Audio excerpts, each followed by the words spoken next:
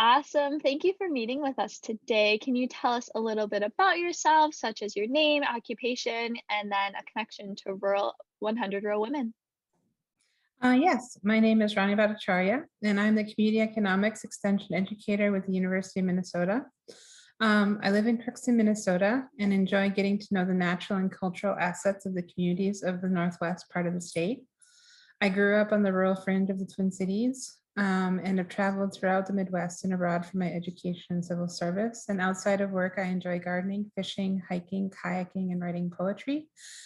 And I have been connected with rural women um, through Teresa Kittredge and Linda Kingery inviting me to be part of the regional forums in Northwest Minnesota. Awesome. Thank you for that. Can you tell us a little bit more about your connection to rural America? Yeah, growing up, I was fortunate to have parents from diverse backgrounds who shared and love of travel throughout the Midwest and Western United States. And on these road trips, I was exposed to different cultures and communities across rural America and the different ways they interacted and depended on the rural landscape for their livelihoods.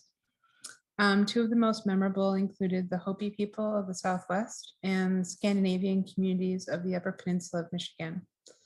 Additionally, my parents' educational backgrounds and hobbies exposed me to homesteading ethics and systems thinking about my neighborhood and family history to the rural landscape of Minnesota. My high school geology, botany, and ecology courses all taught me first to try and understand the landscapes on which communities are built.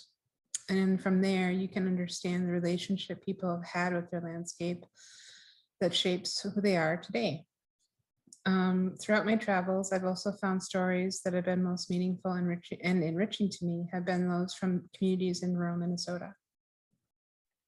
Awesome. Thank you for that. Can you tell me about a moment you felt discouraged and then how you were able to overcome that?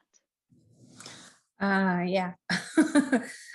During the recent COVID pandemic, it's made me acutely aware of how our relationship with each other are the weft and warp of the fabric of our lives. And at the start of COVID-19, I was excited and felt secure and lucky to be able to live and work in my new home. Yet, as the pandemic and the restrictions continued on, it increasingly became a struggle for me to maintain my focus of work and my purpose in my personal life. As a result, I became increasingly frustrated with myself, my family, and my friends, and my colleagues, and my community partners. Around the time of my birthday, I realized that I had not only lost trust in myself, but trust in others as well. And to gain back this trust, I've been breaking down barriers I've built, even pre-COVID, in trusting myself and others around me. During this time of still having to social distance from other people, this has meant that I have had more genuine and positive. I have to be more genuine, positive, and mindful and present when communicating with myself and others. This is still a work in progress, but making these commitments have lessened my sense of confinement and broadened my horizons of what's possible through deeper connections with myself and others.